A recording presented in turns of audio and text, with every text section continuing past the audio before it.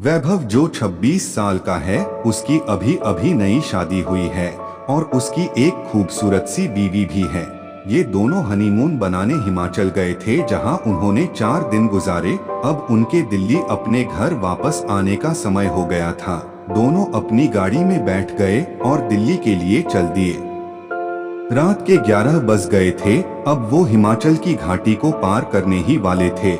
Road बिल्कुल सुनसान थी और गाड़ी बिल्कुल तेजी में जा रही थी।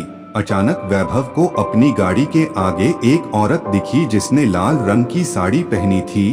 वो दूर से ही हाथ हिलाकर गाड़ी को रोक रही थी। उसको देखकर वैभव की बीवी ने उसे गाड़ी रोकने से मना कर दिया, क्योंकि उसको डर था कि ये कोई लूटपाट करने की चाल हो सकती है। लेकिन वो औरत गाड़ी के सामने आ गई, जिससे वैभव को गाड़ी रोकनी पड़ी। वो औरत जोर जोर से दरवाजे को पीटने लगी। उसके चेहरे के हाव भाव से ऐसा लग रहा था जैसे वो किसी बड़ी मुसीबत में हो।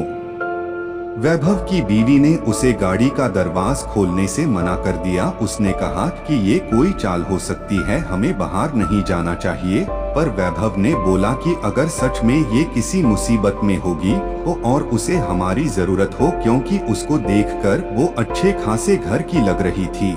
ये बोलते ही वैभव ने गाड़ी का दरवाजा खोल दिया और बाहर आ गया। वो औरत घबराते हुए बोली, प्लीज मेरी मदद करो। वैभव ने बोला, क्या हुआ है? उस औरत ने जवाब दिया कि मेरी गाड़ी नीचे खाई में गिरकर एक पेड़ से टकरा गई है और उसमें मेरी छोटी सी बच्ची उसमें फंसी हुई है। प्लीज उसको बाहर निकालो। ये सुनते ही वैभव की बीवी भी बाहर आ गई और तीनों खाई की ओर भागे। उन्होंने देखा कि वो गाड़ी थोड़ी नीचे एक पेड़ से टकराई हुई है। वैभव झट से नीचे की ओर गया। उसने देखा कि पीछे वाली सीट पर एक बच्ची बैठी है जो रो रही है। वैभव ने दरवाजा खोलना चाहा, पर वो नहीं खुला। दरवाजा अटका हुआ था। उसने बहुत कोशिश की, तब जाकर वो दरवाजा खुला। वैभव ने उस लड़की को बाहर निकालकर अपनी गोदी में रख लिया, पर लड़की अभी भी रोए जा रही थी और मम्मी मम्मी कर रही थी। तभी वैभव की नजर आगे वाली ड्राइविंग सीट पर गई, जहां उसे कोई बैठा हुआ लगा। लेकिन गाड़ी का आगे वाला शीशा धुंधला था तो साफ नजर नहीं आ रहा था। उसने अपने कपड़े से उसे साफ किया और जो वैभव ने देखा, उसे देखकर उसकी पैरों तले जमीन ही खिसक गई। उसको विश्वास ही नहीं हो रहा था।